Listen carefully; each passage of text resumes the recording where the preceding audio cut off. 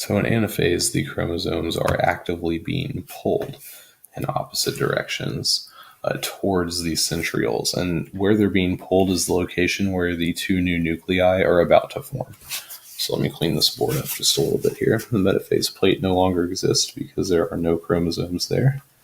And the chromosomes have been pulled to opposite poles of the cell now by these spindle fibers.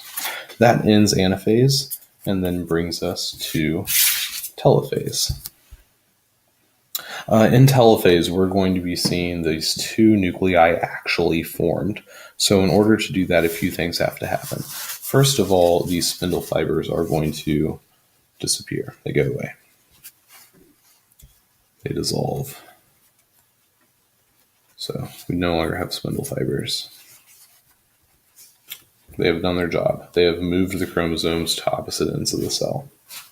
Next thing that we're going to see happen is a nuclear membrane is going to form around these chromosomes. So I'll show that here in blue. This is the nuclear membrane forming.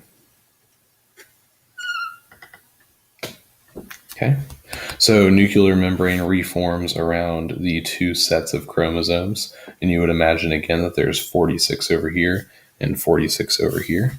So both sides of the cell would have all 46 chromosomes. The other thing we're going to see happen is there are these proteins that are also found in your muscle tissue called actin and myosin. You don't need to know those names, but that's what they're called. So actin and myosin. And they are going to form something called a contractile ring.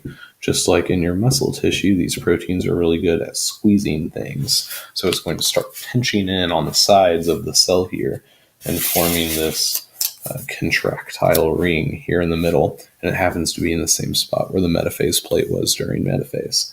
So the contractile ring forms. And again, this is this pinching motion that those proteins are performing. This is where we're going to see the cell splitting in the final stage of the somatic cell cycle. The last thing that happens in telophase is that these chromosomes start to unwind back into chromatin because there's going to be a lot of different proteins that need to be produced for these soon-to-be cells. So that DNA has to be available for protein synthesis. So I'm going to go ahead and remove what was representing our chromosomes and just draw back in some chromatin.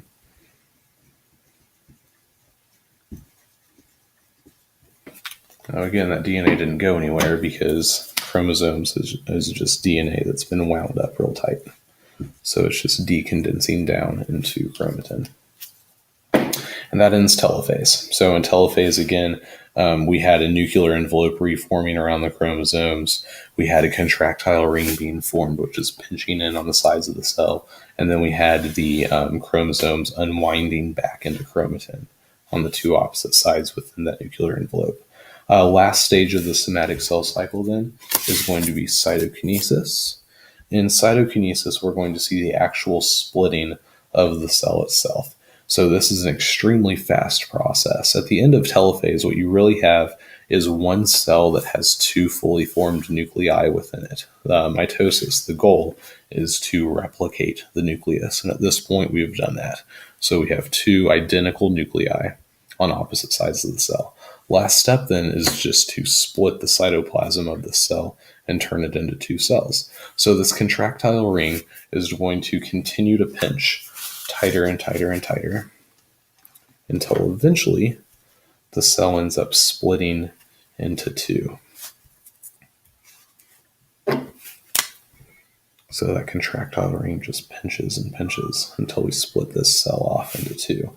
And now we're going to have two identical cells. They're both diploid because they have both the paternal and maternal sets of all of the DNA, all the chromosomes. This would have 46 chromosomes. This cell would have 46 chromosomes. These are still somatic cells. This is every cell other than sex cells. So this would be, say, how a skin cell would reproduce. So that is the process of mitosis.